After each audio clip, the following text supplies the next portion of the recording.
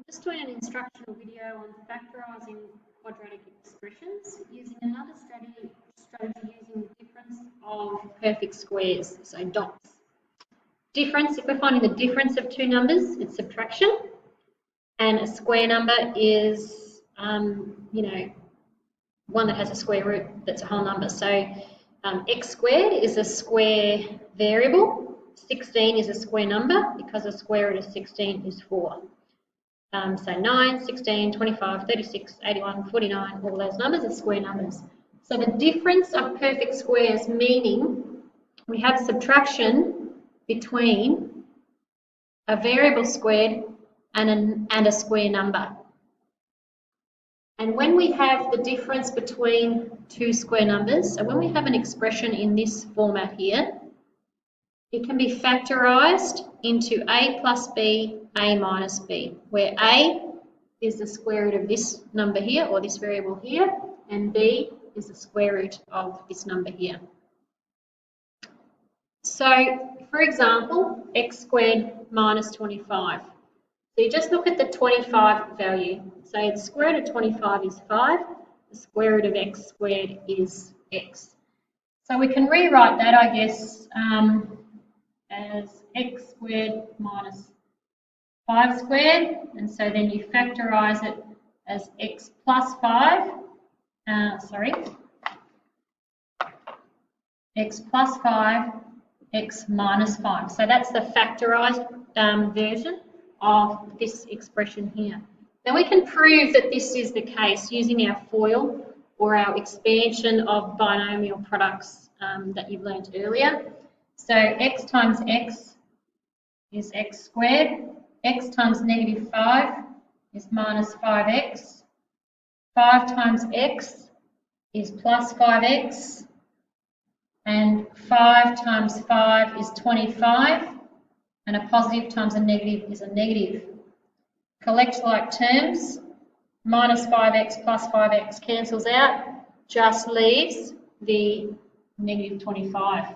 Okay, so we ended up with what we started with, okay? So I did x times x is x squared, x times negative 5 is negative 5x, 5 times x is 5x, 5 times 5 is 25, positive times a negative is a negative. These two cancel out, leaves you with x squared minus 25. So that's just a proof of why that works.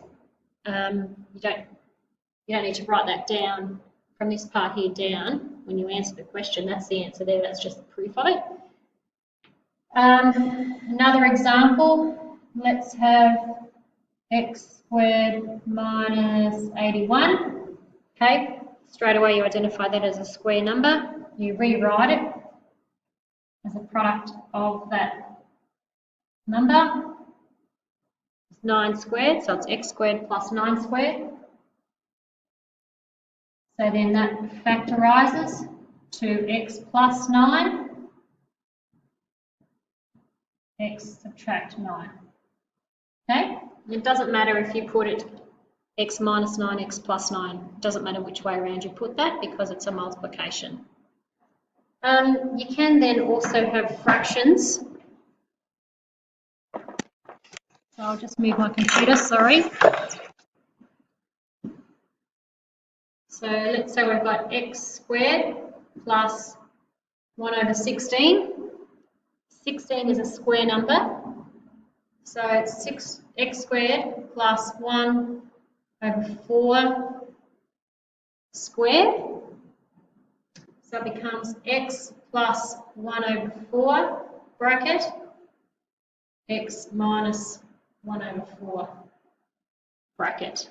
Okay, and I'm just going to 1 over 4 squared, 1 over 4 all squared is 1 over 4 times 1 over 4.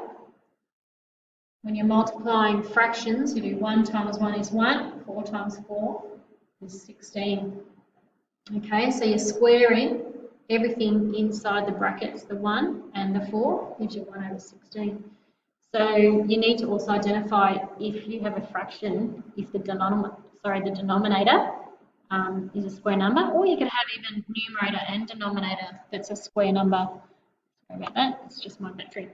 So that's a very quick way too of factorising quadratic expressions by recognising that you have two terms, only two terms, so you don't have the term.